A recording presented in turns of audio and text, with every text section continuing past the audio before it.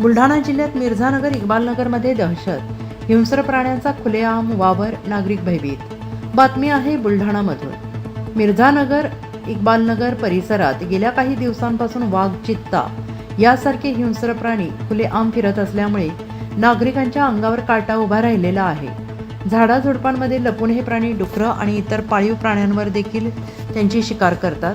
एवढंच नव्हे तर घरांच्या अंगणात आणि गावाच्या रस्त्यावर देखील हे हिंस्र प्राणी बसून राहतात. या भीषण परिस्थितीमुळे नागरिकांना रात्रीच नाही तर दिवसा देखील आपला जीव मुठीत धरून बाहेर पडावं लागत आहे. मुलांना शाळेत पाठवणे, महिलांना बाजारात जाणे, कामगारांना रोजगारावर जाणे धोकादायक ठरतं आहे. संपूर्ण परिसरात दहशतीचं वातावरण निर्माण झालंय. स्थानिक समाजसेवक शेख रफिक शेख करीम, उपाध्यक्ष जिल्हा कामगार सेना उबाठा यांनी वनमंत्री, जिल्हाधिकारी आणि वन विभागाला लेखी तक्रार देत मागणी केली की वन विभागाने तातडीनं कारवाई करावी, हिंस्र प्राण्यांचा वावर थांबवून नागरिकांना सुरक्षितता द्यावी, अन्यथा सर्व रहिवाशांचे पुनर्वसन करण्यात यावे.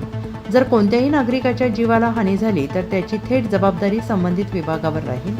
रहिवाशांनी इशारा दिलाय की जर प्रशासनाने तात्काळ उपाययोजना केली नाही तर तीव्र आंदोलन छेडलं जाईल आणि त्याचे सर्वस्वी उत्तरदायित्व वन विभाग आणि प्रशासनावर राहील.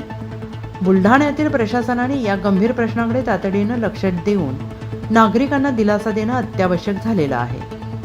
कायदा लाईव्ह बातमीसाठी बुलढाणा जिल्हा प्रतिनिधी जाकीर मिर्झा, संपादक सौदागर मोहम्मद रफी.